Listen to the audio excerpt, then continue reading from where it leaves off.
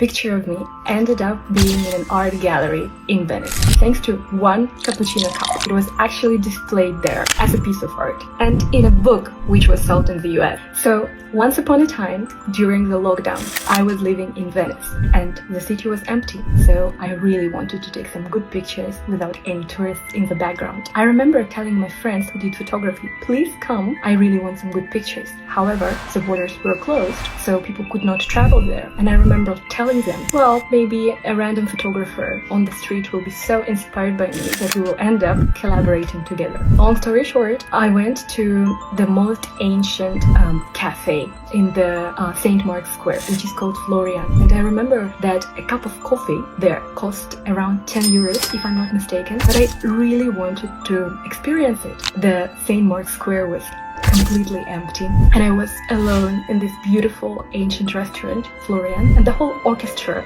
was playing the Russian melodies for me because they figured out that I was Russian, and I was enjoying my cappuccino with all of the other tricks. And at one moment I realized that someone was actually taking pictures of me, apparently quite famous photographer in Venice. I said, well, can you please send them? Can you please send these pictures to me? No, I didn't take any pictures, it's for privacy, no. I said, I'm okay with this, I really want to remember this moment. And to my surprise, the photographer tells me, actually, you inspired me so much, can we do a collab? So this random meeting became the 3 weeks of collaboration together in Venice.